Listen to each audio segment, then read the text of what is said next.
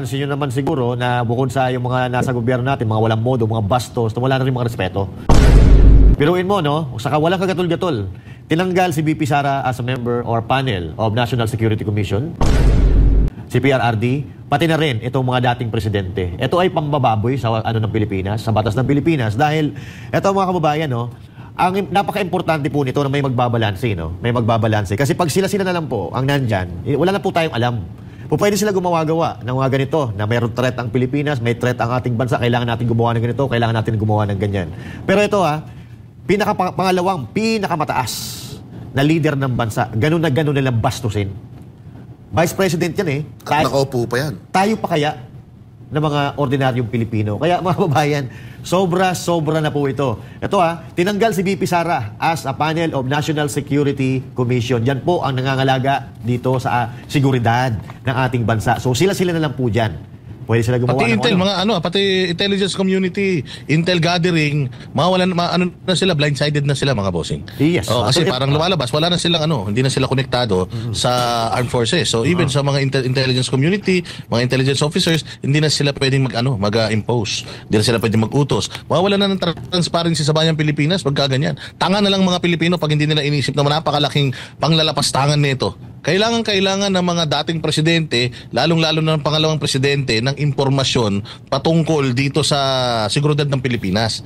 Diyos mio, para talagang kakampi na nila mga komunista. Alam naman nila na ang mga Duterte, ang kalaban talaga ng mga komunista, biglang tatanggalan mo sila ng kapangyarihan na na magkaroon ng koneksyon sa National Security Council. Sobra to mga bossing. Oo, kasi even retired generals, dapat may mga information pa din yan sa intelligence community. Importante 'yun.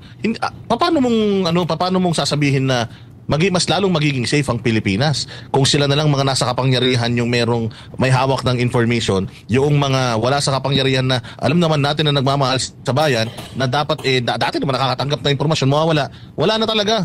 Kasunod nito, wala na, pati pag paglabas ng bahay nyo, kailangan pagpapaalam nyo na sa kanila. Ito mga partners, no? Ang sabi nila, kaya tinanggal, kasi si VP Sara Duterte, parang threat daw sa security ng Pilipinas dahil nagbabanta. Grabe naman to. Grabing kabastusan to, grabe mga partners. Promise, napakatinding pagkabastos to. Choli.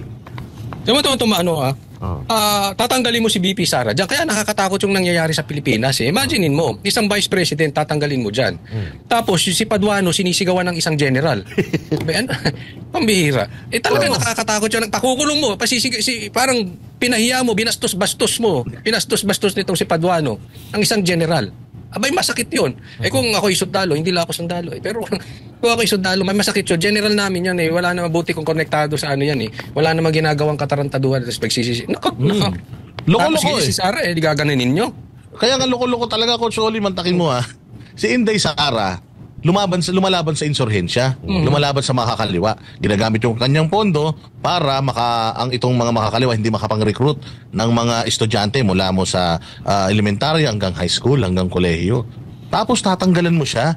Anong karapatan ni Bongbong Marcos? Alam naman natin itong mokong na to, hindi naman to kahit kailan na-involve sa paglaban sa insurhensya.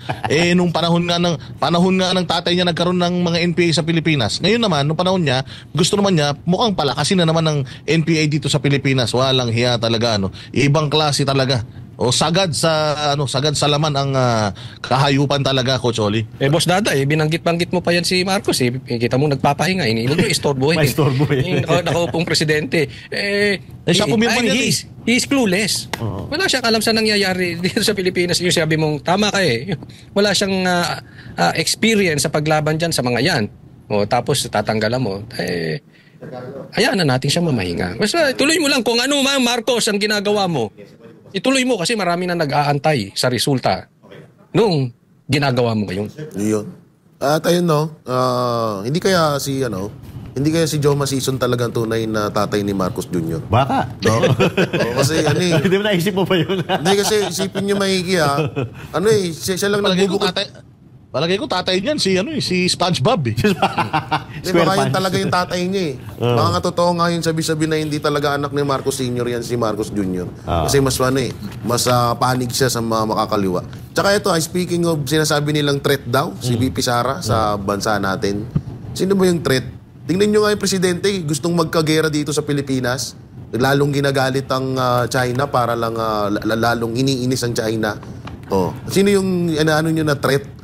Yan nga yung umubos sa mga makakaliwa dito na simula nung sumampa or naging presidente, etong si Marcos Jr. nagbalikan tong mga makakaliwa na to. Yan ang tunay na threat dyan. Kasi isipin nyo maigi, isang NPA iko-contempt ang isang attorney. Isang NPA iko-contempt ang isang general na hinahayaan ng leader natin ngayon.